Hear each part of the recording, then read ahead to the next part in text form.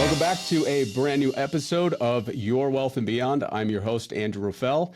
And today, listeners and viewers, we've got an awesome guest, somebody that I'm excited to learn about a little bit more in depth of his personal journey. I've spent years listening to what Derrick has put out there to help individuals, business owners, financial advisors build wealth, find purpose, which is exactly what our show's about. So, Derrick, welcome to the show. How are you this morning? I'm doing great, Andrew. Thanks for having me. I'm so excited to be with you today.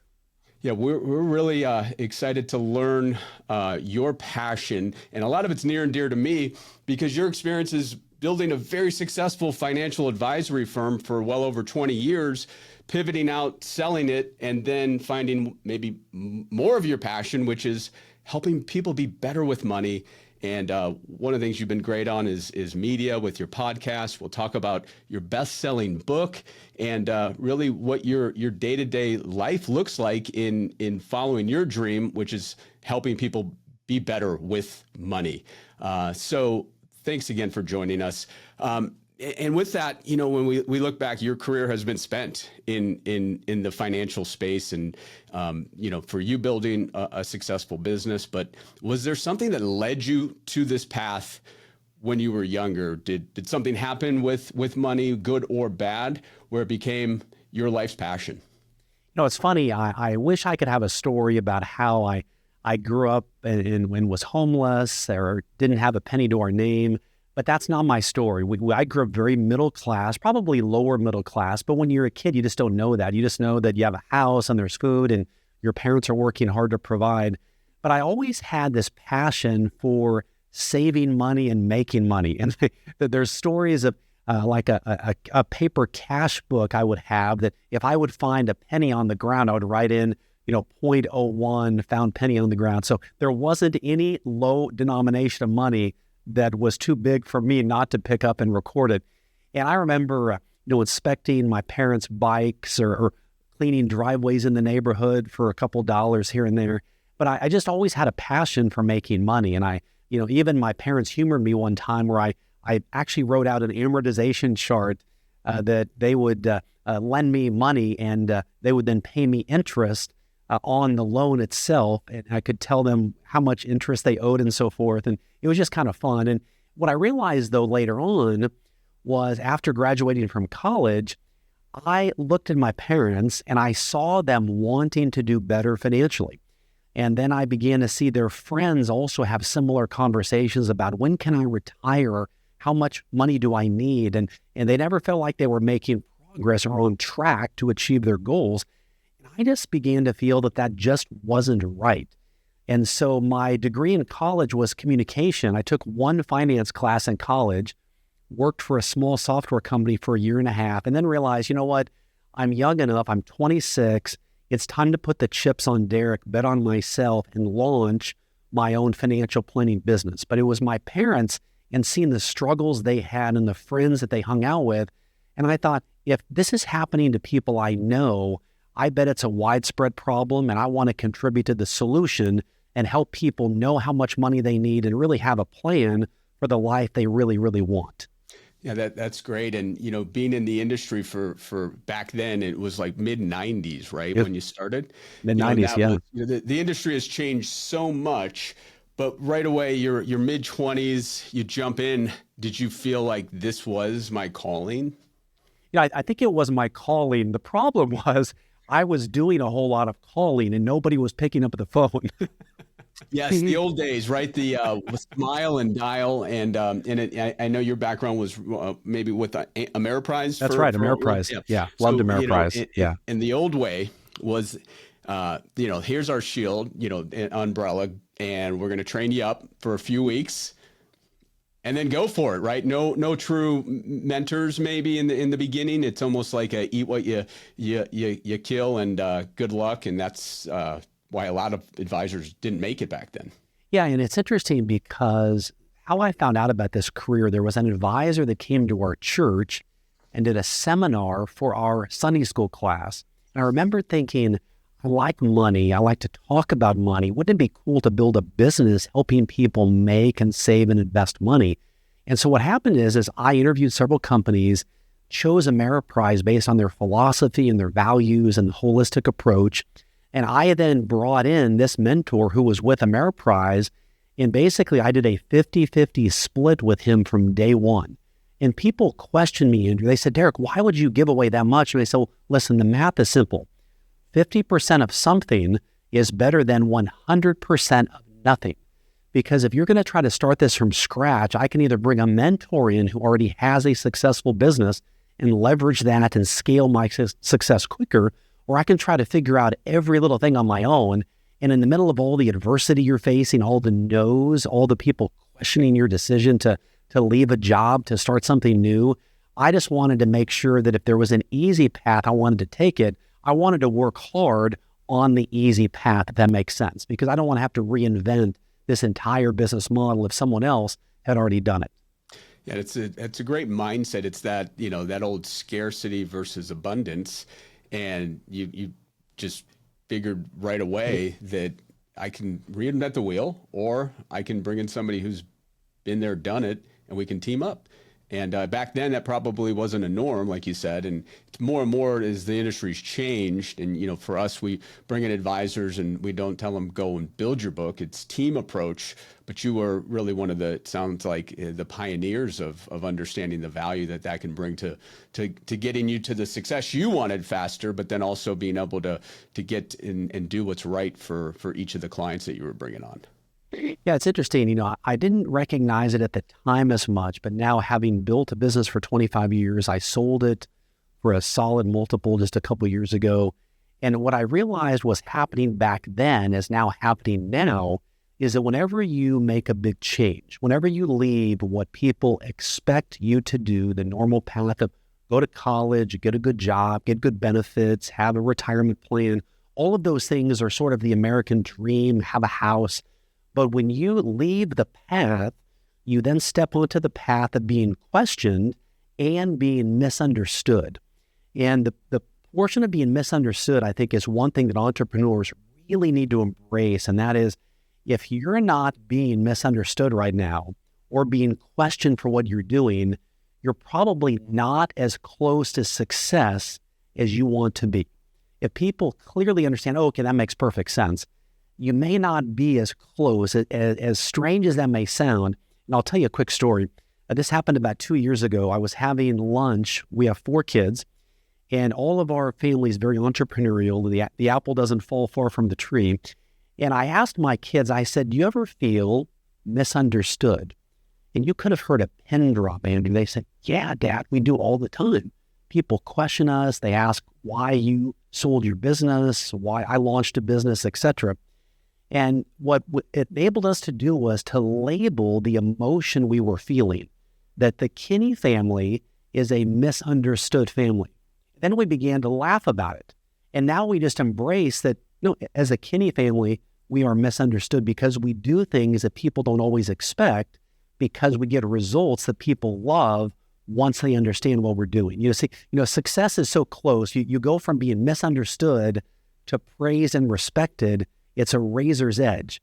But as long as people recognize that's part of the path, and it's something I didn't realize was happening to me as a young advisor, but now having sold the business and reinventing myself all over again, because the game I'm playing right now is I built up a business. I had about $2.5 million of recurring revenue in my financial planning practice. We did about $3 million a year.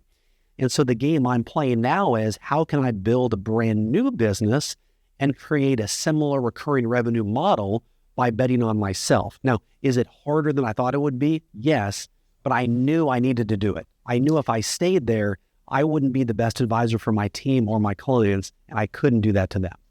Yeah, and those that are in the industry and you doing it for over 20 years, the whole overall underlying goal of helping the clients and the families get to where they need to be, that's what drives us. But it also is a grind sometimes. We're bringing in all of these family stories and their trials and tribulations. And yes, we celebrate the wins, but also the tough phone call you get when the husband passed away, and just the life-to-life stories. In our industry, it's so many relationships, and it gets to a point where you need to re-energize yourself. So, whether it's in this industry or not, looking at a lot of the listeners are entrepreneurs. I want to talk a little bit later on about the, why deeper on why you exited, but building a financial advisory business is like building a business, right? Any business. And so what was some of the things beyond, I'm sure, doing the great things for the clients and building the plans, but we have to separate ourselves. And so for you, and I know part of what you focused on was this radical generosity, but let's talk through on some of the things that helped you get from in mid 90s to when you sold it. One of the, top advisors out there, advisory, teams. What as an entrepreneur did you learn to help make it where you were bringing in the right clients and building the right business? Well, one thing I learned was that to expect adversity. If you're on TikTok or LinkedIn or Instagram, it makes it look like if you're not walking barefoot on the beaches of Bali and you've got money rolling into your bank account, clearly you're taking too much time to achieve success. You must be doing it all wrong. The problem is most of those quote influencers are not being truly influential because they're not giving you good advice.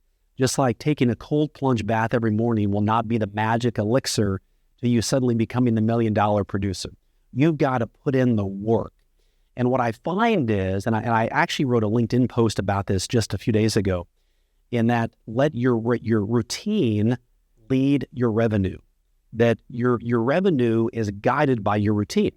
And what I realized was, focused on, I've got to do hard things every day if I want to live an easier life. In other words, if I want to just have a great life, there has to be part of my day that I don't enjoy. I have to make calls that are hard. I have to have conversations that are difficult. Because if I want to be truly wealthy, I've got to do the things that few people are willing to do. And so number one, expecting adversity as part of the path. You don't wish that on anybody, but you just know that people are going to say no. And by the way, they're not always saying no to you personally. They're saying no to themselves and where they are right now in their life, not in your life. My attitude shifted recently where if I don't call people, I can't give them the opportunity to change their life and have the financial picture that they deserve. If I don't make that call, I'm robbing them of that opportunity. I can't do that. That's not right. Because what I realized was, in my mind, there's no better financial guide than myself. If they're working with someone else, they're doing themselves a disservice. And I think every entrepreneur should have that same attitude that in this moment, in the field they're in right now, if people don't buy from them, they're not getting the product or service that is the quality that they deserve. Now, one of the things that guides me also, and I began doing this about 10 years ago, is I go on a yearly sabbatical. And what I realized was I tend to move really, really fast. A lot of your listeners I know are probably A personalities. We say what we're going to do. We do it. People wonder how we get so much done. And what I realized is if I'm going to run fast 52 weeks a year, I need to take at least 1 week to figure out what am I running fast toward? Because I'm really good at running fast, but in circles. And that does nobody any good. So about 10 years ago, I began to go to Florida for about 5 days.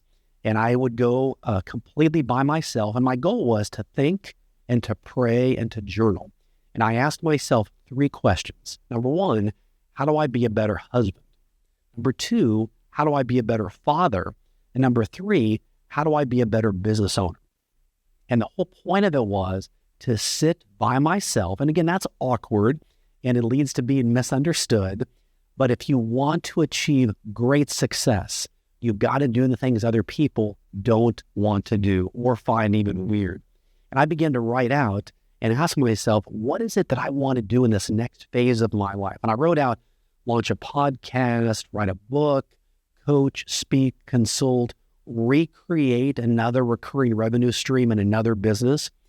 And surprisingly, as I wrote down the things I would love to do, on that list was not being a financial advisor. I was shocked because I loved working with my clients. But you know those stories about when you look at your favorite athlete And typically it's about 2 years later, and you say, boy, I wish they would have retired 2 years ago at the peak of their business. And now you see them struggling. I didn't want to be that guy or that woman who hangs around too long when you know they're not all in. And I realized, having built a team, multiple locations around the state of Texas, great client base, I owed it to them to bring in someone who was hungrier than I was at the time, because I wanted to make sure they were handed up and not just handed off. But it was that sabbatical that guided me to figure out in silence, what is my plan, so that when I came back home, I had a clear strategy of what I was going to invest my time in, so I knew exactly what lined up with what was most important to me. Yeah, that's tremendous advice. It's you had your own mastermind, your own brain trust. I think from that standpoint, being able to just get away, disconnect, get out of the technology. I'm sure you decluttered that as well. And it's so many will know it in their gut that that's the thing to do, but they're afraid.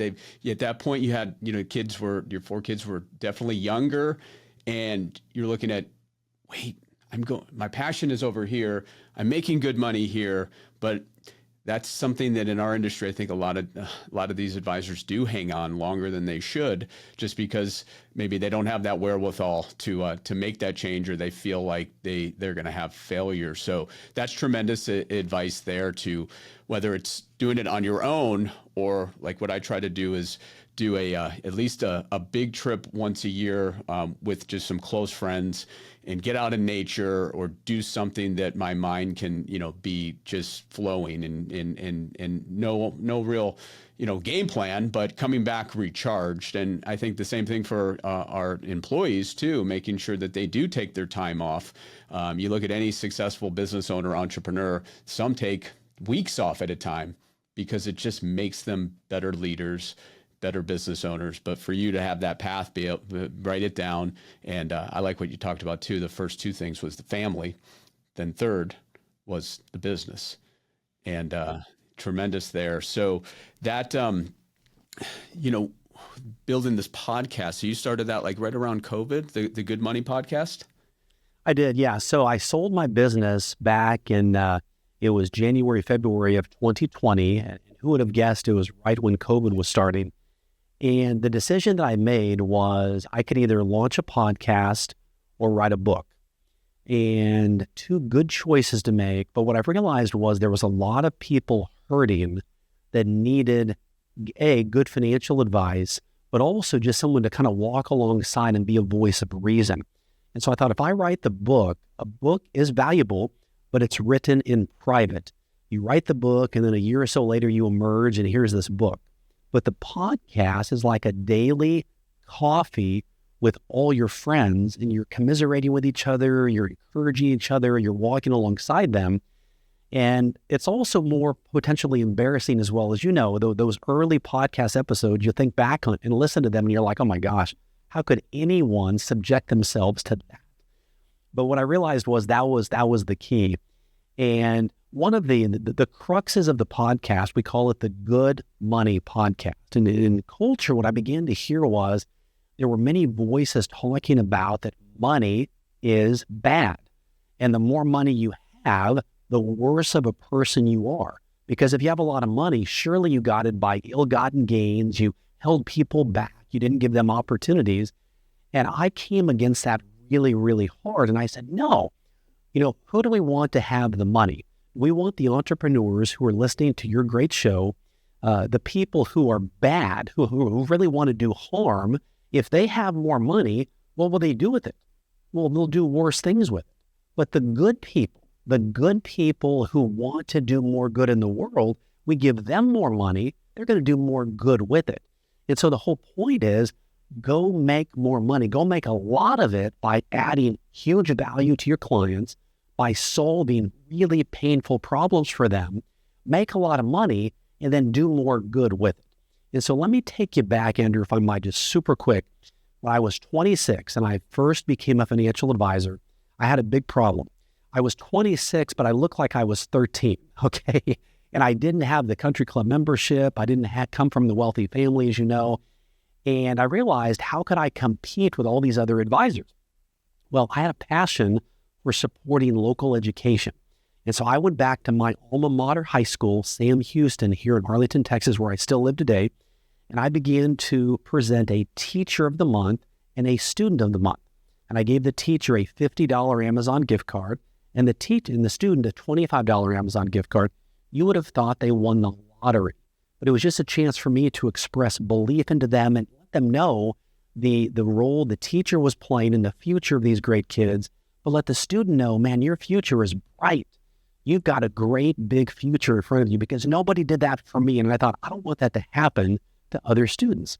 Well, what happened was, back in those days, we had these things called newspapers.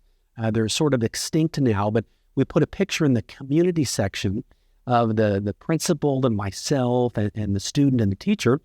And I began to get phone calls in my office. And I remember the third call I got, this was the most unprofessional way to say this, but the woman said, Derrick, my husband and I want to work with you and have you be our financial advisor. And I said, ma'am, if you don't mind me asking, I'm 26, I'm brand new. Of all the advisors in town, why are you calling me? And what she said changed my perspective on how to grow a business. She said, Derrick, we want to work with you because you care about what we care about. You see, this was a couple who also was passionate about local education, and they knew there are lots of other advisors out there, but they wanted to invest their money with someone who they knew, by investing with me, they were part of something bigger. But what happened then is, we began to build our business on that principle. And that's where the whole generosity concept came from, where when people worked with us, they knew they were supporting causes that invested back in the lives of teenagers and supported local education by recognizing great teachers. So I began to do that with all the local high schools, many of the junior high schools. My team got involved. It was very, very low cost. And then we promoted it on social media and in other places that, hey, by working with us, we're giving back to the local community. And what I would tell people right now listening, an entrepreneur who might be feeling burned out, they might be feeling like they're mailing it in, they're going through the motions. If you can pick a cause that you care about, something that really bothers you, like when you pull up at a stoplight and a homeless person petitions for money and you're like, that's not right. Why is that person not better equipped? Or you see stories about people don't have access to clean drinking water, or in your local town, what's a concern in the school system, and how could you be a part of that? And you say, you know what? I'm going to have what I call a generosity purpose. I'm going to say, I'm going to grow this business so I can make a difference in that cause, and then let your client base and your team know about it. It invigorates the whole business, but typically it's you, the entrepreneur, who gets motivated the most, because now you're working for a purpose. It's not just about having a couple commas in your bank account. It's now you're making money, and a lot of it by adding value to people's lives, but you can have your head hit the pillow at night knowing that you lived a day of purpose and meaning, making other people's lives better as an entrepreneur. Yeah, and that is, for you, doing that, finding something that was really purpose-based, this Teens for Success, which I know it's morphed into, but then you realize it's multi-pronged. It's like, okay, this is a marketing funnel, but the key is you didn't go into it thinking, I'm going to do this because it's a marketing funnel. The key component here for you entrepreneurs out there is you got to find that real inside passion, but mean it and not do it for this alternative or this ulterior motive. It's got to be near and dear to your heart, because otherwise you can't fake something like that. That is such a good, we could actually stop the podcast right there, what you said, Andrew, because what I want you to understand, especially everybody listening who has part of your stomach, you might be feeling something there now like, yeah, I wanted to do something bigger, but I didn't know how to use my business as an extension of that. Here are the table stakes. You have to have a great service. You have to have a great product. We know you call people back in 24 hours. Don't promote that as part of your advertising. Everybody does that. You've got to have a caring team. All of those are expected. If you don't have that, do not give back in your local community, because you're only tricking people to work with a really poorly run company, and they deserve better than that. You want to be par excellente. And then the cherry on top of that is, my gosh, when I worked with Andrew, for example, he and his team are top notch. We're getting great returns. The experience is phenomenal. And as if that weren't enough, when I work with them, they're making a difference in the community, in the causes I care about. Yeah, that's powerful. So then when the competing entrepreneurs, and believe me, you're fooling yourself, listeners, if you think that because you have the customer, they're only considering you. There's other people just like you that are wanting to get to your current customers every single day. So you got to keep earning that and deepening that moat around them. And generosity, shockingly, in combination with a great product or service and a wonderful caring team, is an unstoppable force that will protect your business, that will moat it, but attract especially high net worth people. Because what we find is people are busy. If you open the door and make it easy for people to work with you and know that by working with you, they're making a difference in a cause that matters to them, they will even pay more to work with you. Yeah, that's awesome advice. And it also would help build the right culture of your employees. You're gonna bring in the people that also believe in that type of giving back. And so it's again, helps out on both sides on that end. But the key is look deep within and like you said, find that one or two where we try to do a community give back every quarter. One thing, it's different. We've changed it around quite a bit. It's where Feed My Starving Children or the St. Mary's Food Bank. But I think you bring up some good points there for us is let's continue doing that, but then also let's collectively find something that we can really hone in on and work to make a difference. And for us, because we're very charity and give back minded, I think that will be a great little meeting for us to be able to do and think tank to try to find that. So I think that's great advice. And now in today's world too, it's much easier to get that messaging out there than it was when you started this out in the late 90s and into the 2000s. I think I'm only one of the only people on my street that still gets a Wall Street Journal delivered to the house. Right. But that's one area that you've really excelled in is getting your messaging out there, especially now with this new venture that you started 4 or 5 years ago. Utilizing social media the right way. So that's awesome advice there for all entrepreneurs.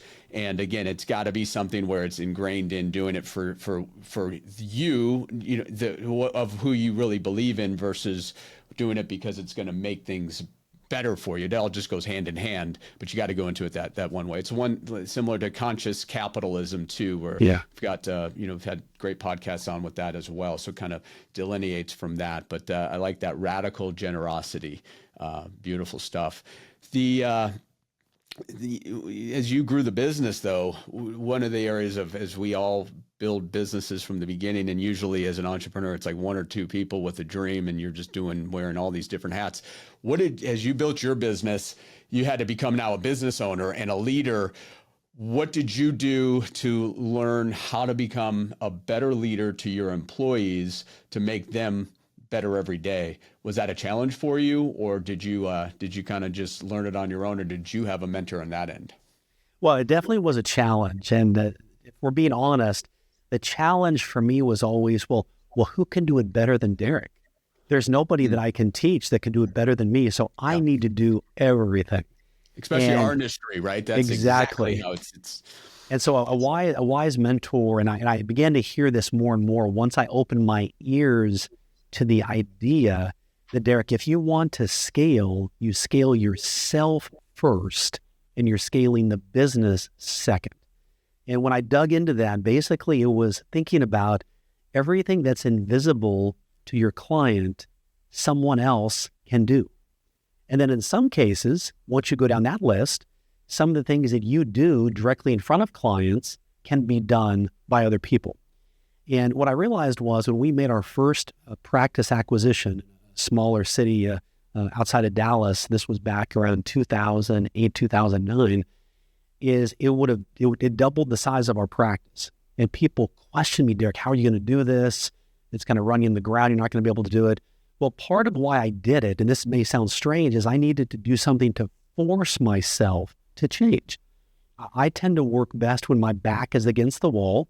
I bite off more than I can chew. I chew like heck. And that philosophy has served me well. Now, for some of your listeners, they may think that is the exact opposite of how I like to do things. But for a subset of your listeners, they're going to think, yes, that guy is talking real language right now.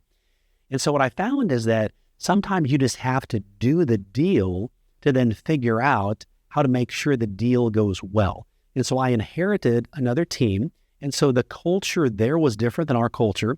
And what I learned first and foremost was patience.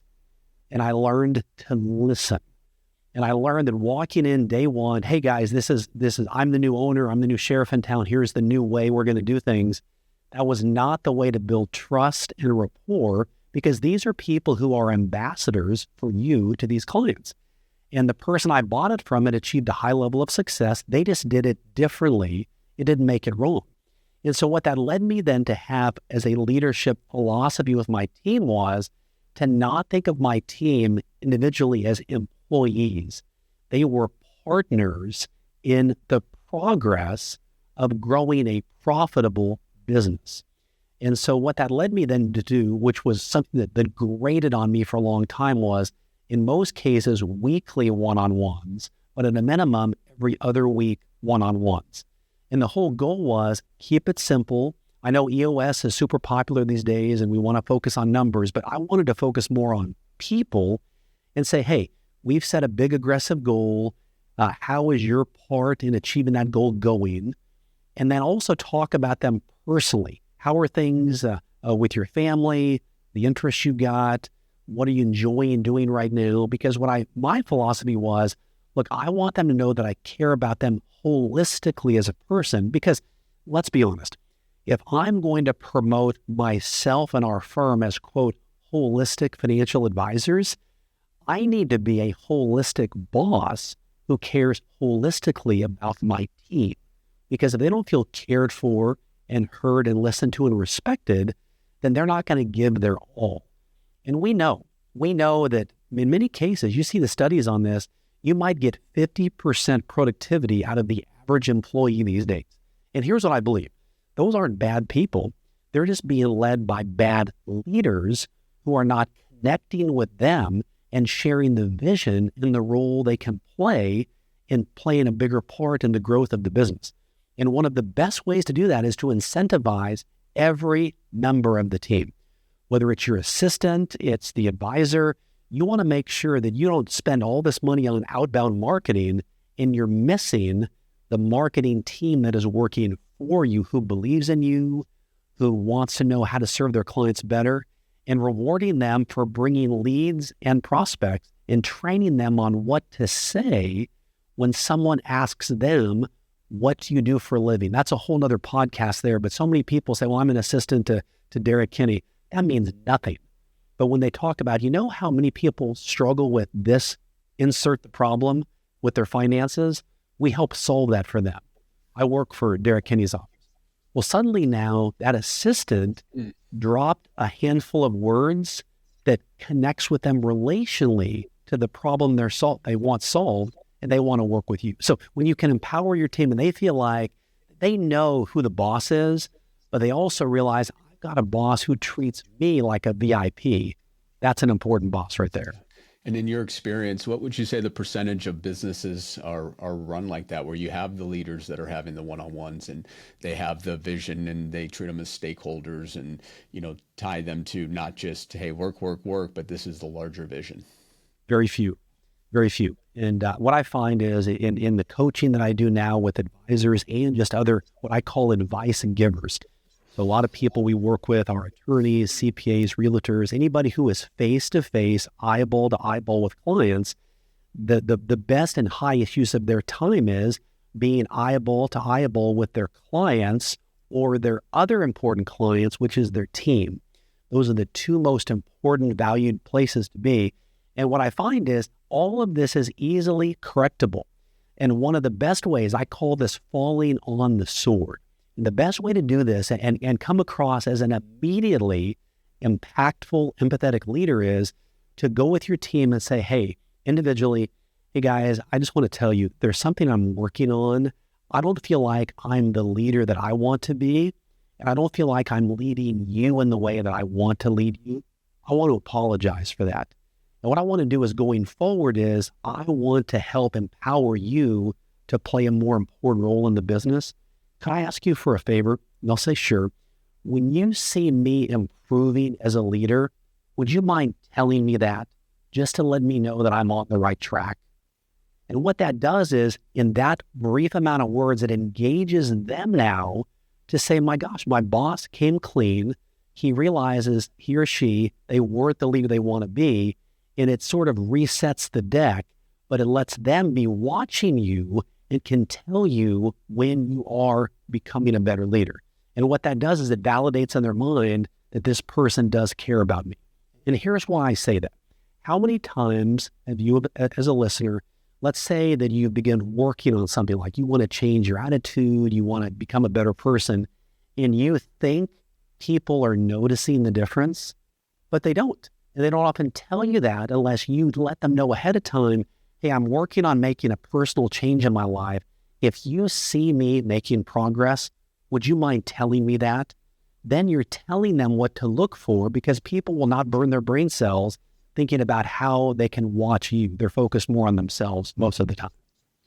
Yeah, that's really good advice. You know, I like, for instance, I'm part of Entrepreneurs Organization, and each year there's several different retreats we go on. We have one coming up on Sunday, and so you know, my team knows I'll be out. They know I have these 4 meetings every month, but in their mind, they may be thinking, oh, he's just going on a trip.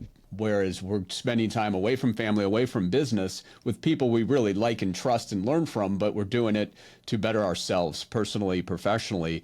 But if I don't let the team know that that's where I'm going, or I'm going on this conference to do X, Y, and Z, they just don't know. So that's part of a leader. And you brought up some of the vulnerability, and most leaders, you know, they always keep the armor on, right? It's always the armor on. We're not going to show any of lowering that guard.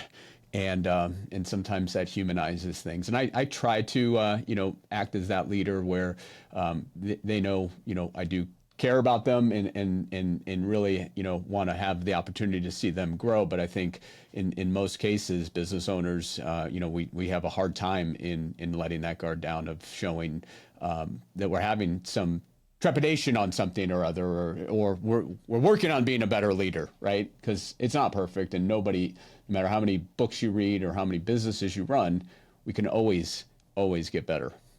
Well, it's so true. And I think, you know, one of the biggest fears that business owners have is that, well, look, I'm the leader. This is my vision. I'm paying all the bills. I'm taking all the risk. You just simply do what I say to do. And that philosophy can work, but it doesn't work that often. And sometimes it's a generational challenge. Sometimes it's just changing core beliefs. But what I would ask people to think about right now is think about your best relationship. It might be with your spouse, might be with a best friend. Do each of you talk to each other like, do it my way or the highway, and there's no give and take?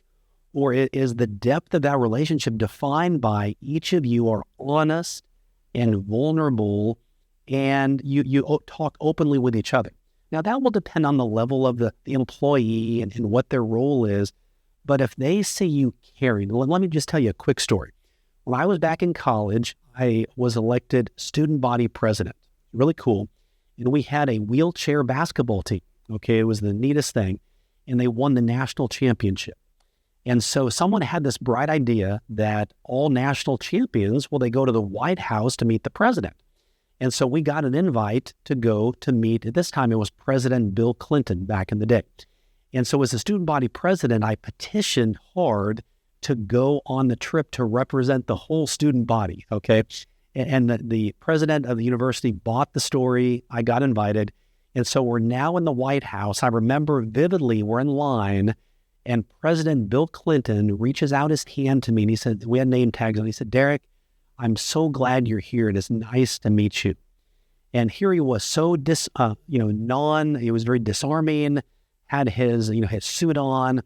It was probably all of about 5 seconds, but the way he looked at me, the way he engaged me, the way he made me feel like I was the one person in his entire universe for only 5 seconds, I talk about that story all the time.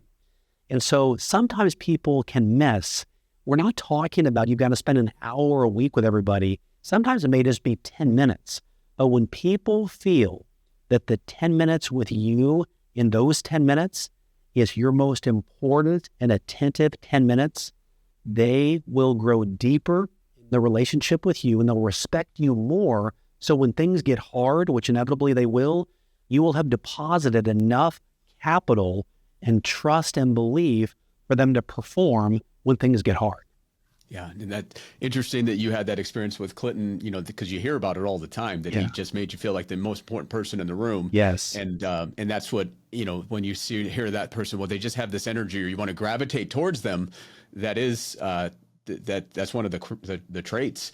And I think now with technology too, I mean, you go to dinner with somebody and they're on their phone. It's just like so disrespectful, or the kids are, and we're fighting against technology now. But that's something that it may not be easiest for everybody to do that. It takes practice.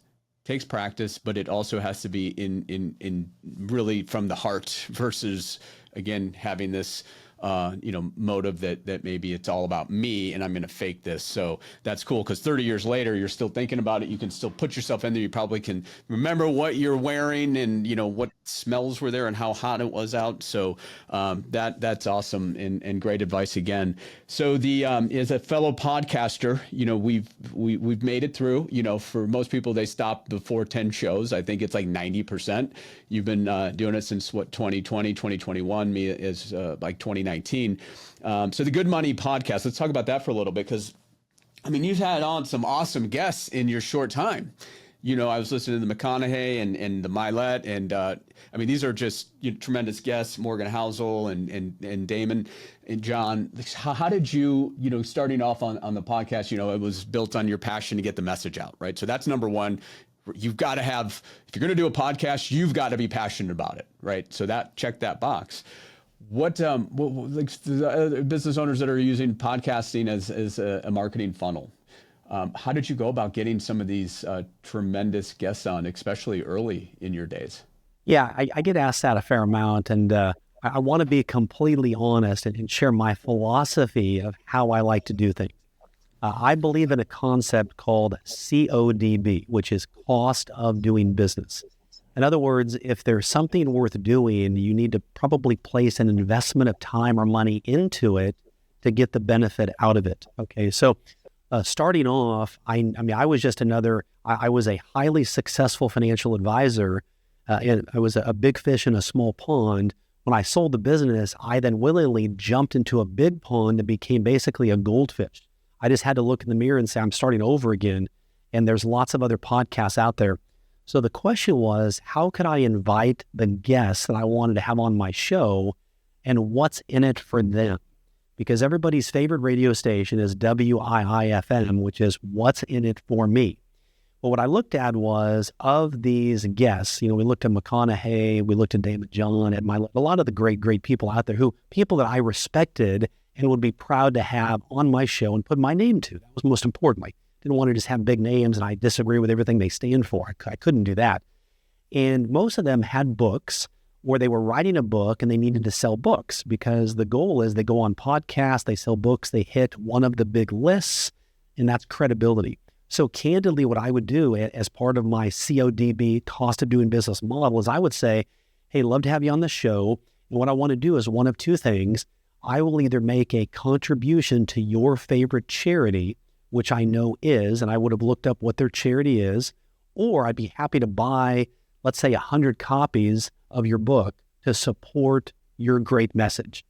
Well, what happened then is when they saw that I was putting money to the message and the request, oftentimes it elevated it, and it was like, that sounds great. We'll do that.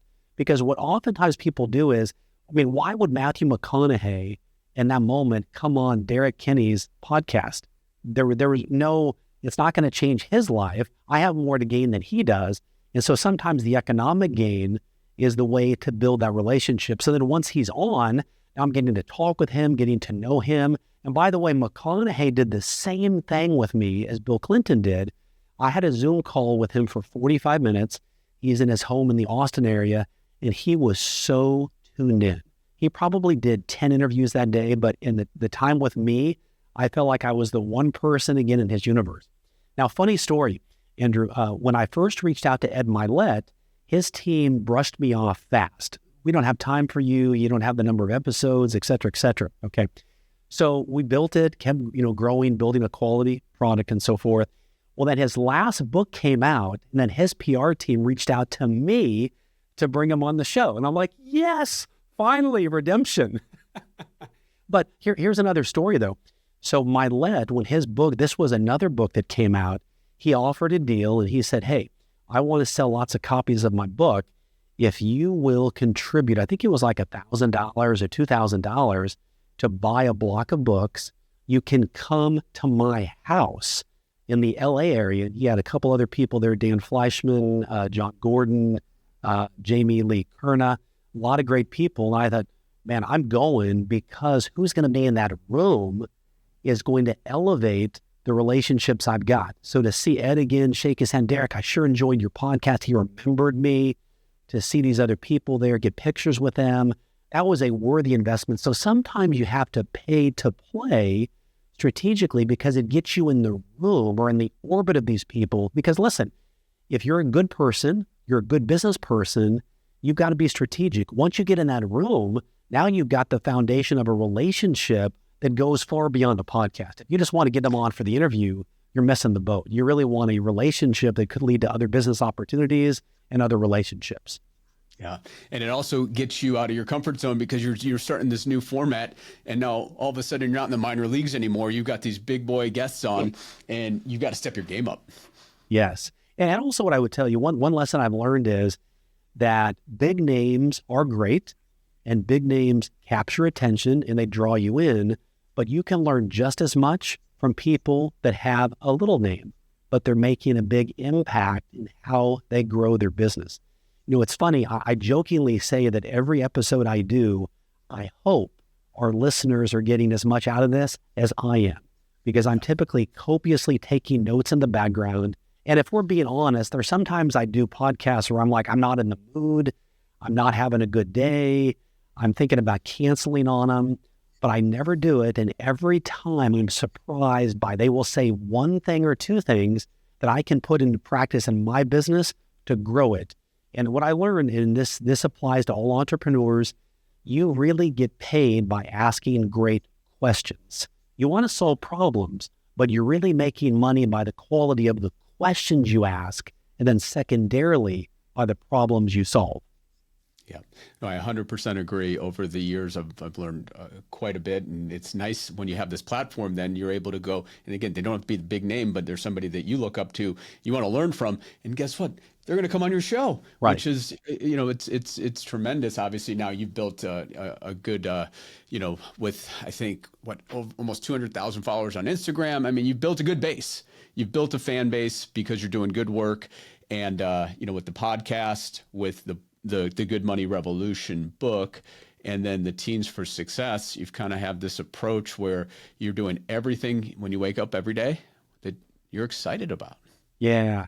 It's funny because the investing back in teens is something that really runs deep for me. And sometimes you do things because of what you experienced as a young person and you want to repeat that. Sometimes you do things because you didn't get it and you don't want other people to have to repeat that. And that was my story, was nobody ever came back to my local high school, or I don't recall anybody investing back in me and giving me this hope and optimism and belief. My parents were there, but there's that outside voice is often more powerful sometimes than your parents' voice. And you kind of tune that out sometimes, unfortunately. Then you realize later on their voice was the most important voice of all.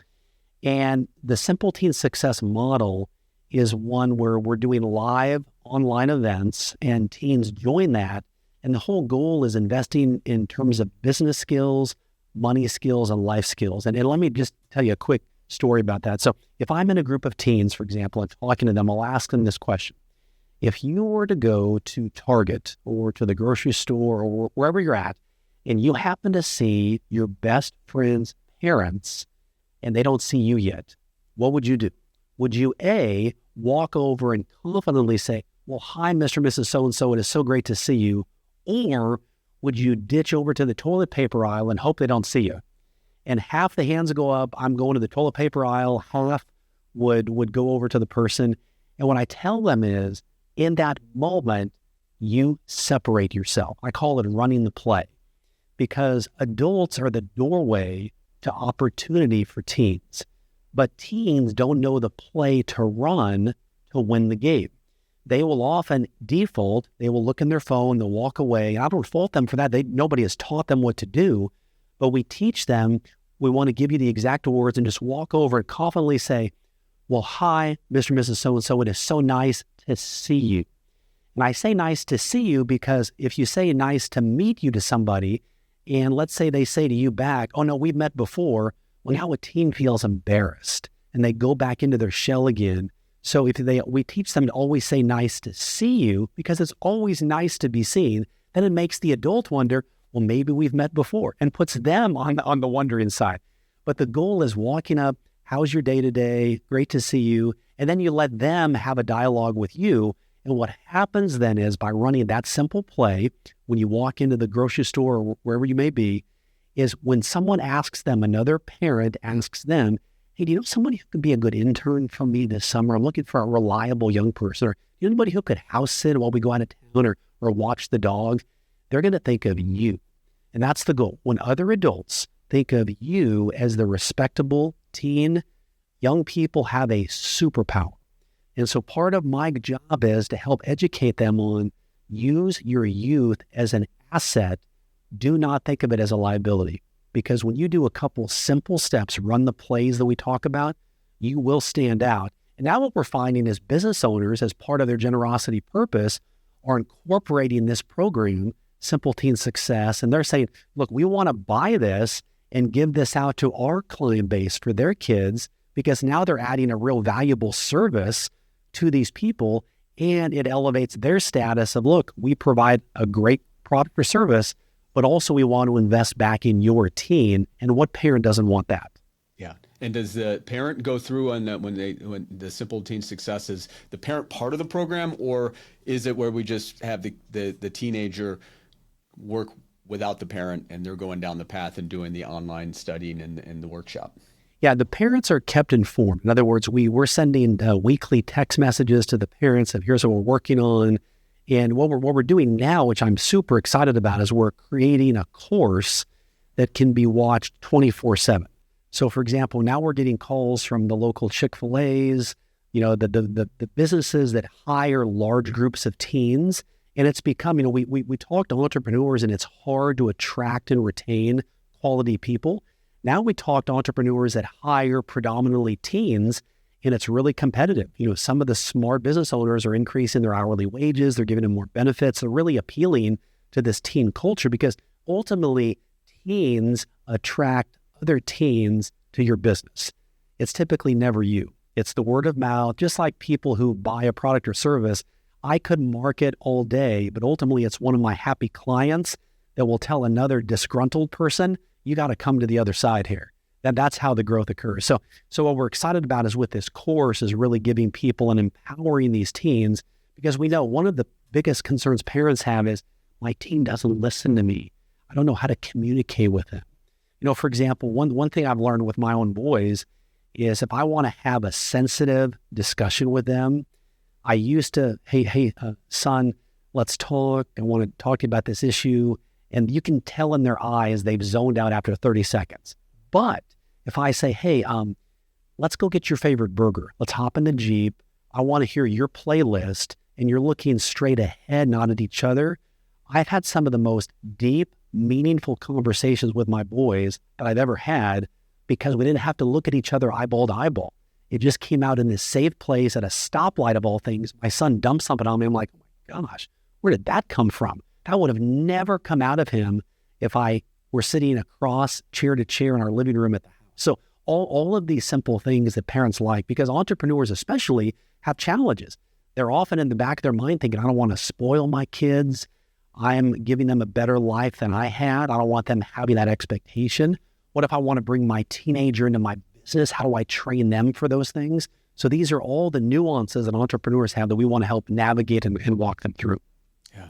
That's great. I'm good advice for having an almost 18-year-old daughter. There's it's definitely, it ebbs and flows in what she'll talk to us about, but I think that just making it a comfortable setting and really just focusing on her, knowing we're caring, and giving the platform and not asking just a question that can be yes, no, I don't know. Right, right. That's the key.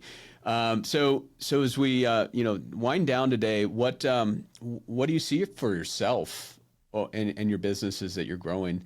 Next 3-5 years, are you on the path? Do you have some other ventures that you want to build with the business world?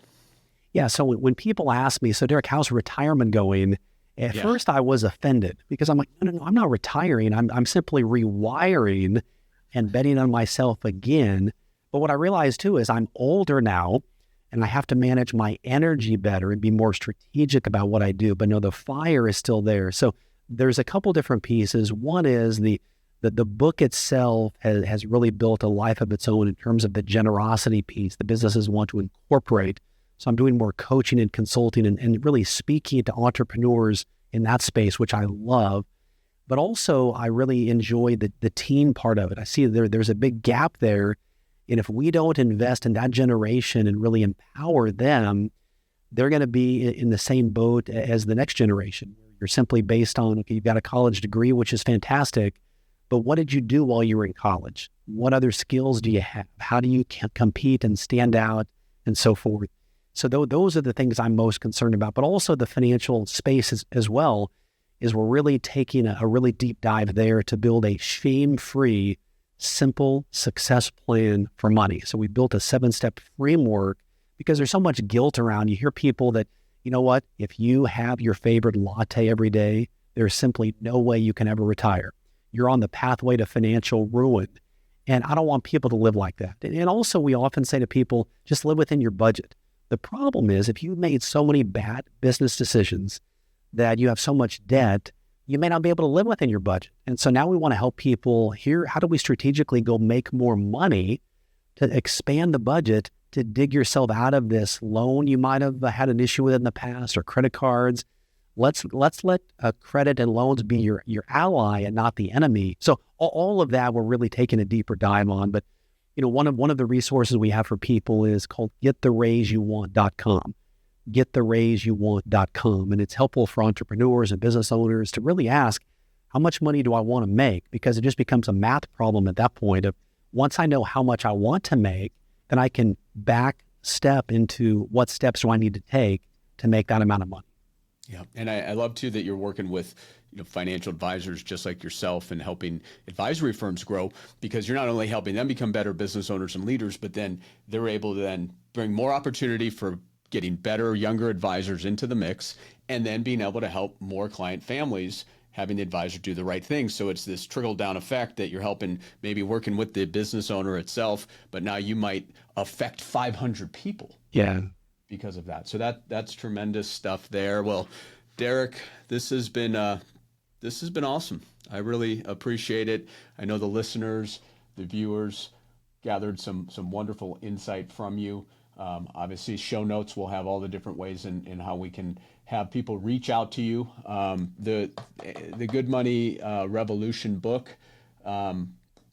What's then? I mean, do you plan any more books coming up here? I know that it's a grind writing a book. And so it's definitely has to be a passion project. But would you see yourself, I want to do another book, or is it more using the digital side of what you've been doing? I do have a couple other books in mind, and I don't have any clear plans for that right now. But I get asked that a lot, and there'll be future books. I'm not working on one right now. I'll put it that way. So listeners, what I've taken away, definitely the generosity, to have that culture that's fit within what you believe in to help then bring your avatar client to you. We're gonna look at that, having the one-on-ones with your team, making sure that you believe in them and really do show the care that you may have that you're just not expressing to them. And then with your kids growing up, they're not learning what they need to in school. So Success for Teens can help them, get on point with that. and then just the finance, the 7-step framework. So you're doing a lot of great things. We really appreciate it. For me in this industry, 20 plus years. So having some good people out there getting the message out, it's the name of the game. So continue doing what you're doing. We really appreciate the expertise and the knowledge that you shared with our audience today. Oh, thanks, Andrew. And by the way, I want to commend you. You have built a fantastic business, and the fact that you're taking time to share this knowledge with other entrepreneurs is so powerful. But I'm on a lot of podcasts, but I really enjoyed the questions you asked today. I can see why your podcast is so well received. Thanks for having me. I appreciate that. Well, stay tuned for another episode later this month of Your Wealth and Beyond. Derrick Kinney, thanks for joining us. Have a wonderful day, everybody.